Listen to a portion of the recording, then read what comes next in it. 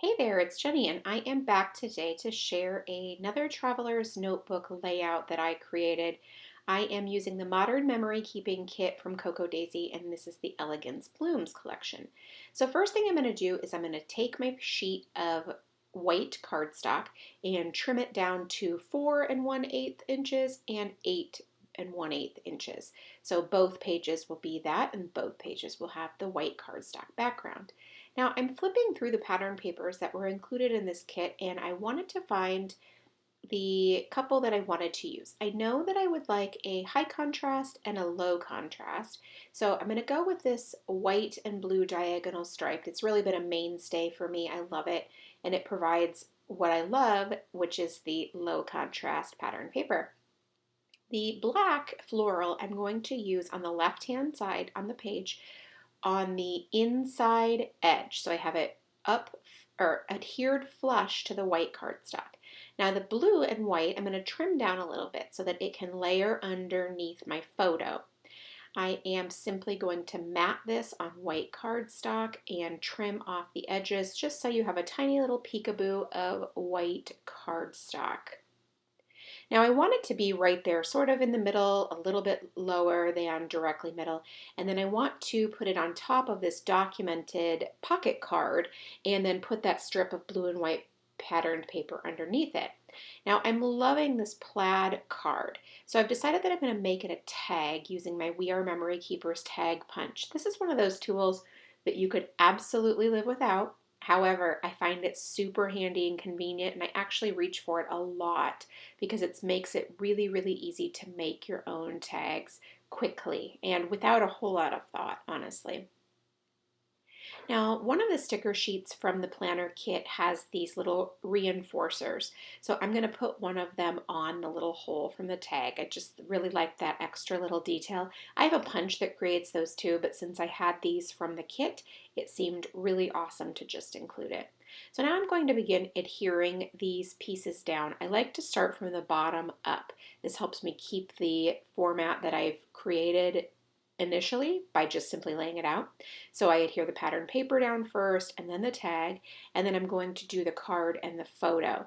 I end up putting the photo back in a way that doesn't actually work, like it's way too wide. I need to scoot that photo over a little bit more, so it was simple to just pull it up and do that.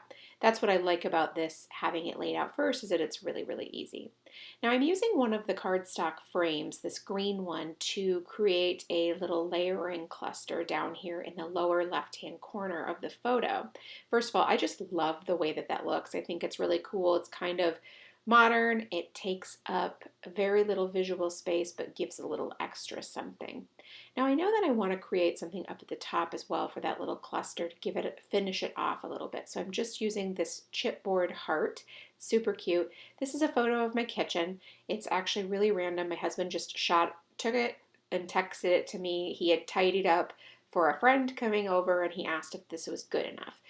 So what I really liked about that was that A, it caught my kitchen looking fairly good, and then B, that it would give me the opportunity that I hadn't thought of documenting my kitchen right now, a place in my home that I really enjoy. You can see I also added not only the frame down at the bottom, but a die cut and a chipboard heart as well, just to create that little cluster of decor. And I have the background in the frame, the anchor in the floral, and the heart is the accent. So that is that little cluster. Now on the left hand side, I am using 2 pocket cards to layer. I loved that heart one. It was so cute.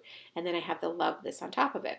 I also included the rest of the patterned paper. It's from that card that I made the tag out of, to ground that little card embellishment and then also bring that same pattern over to both pages so there's some continuity there.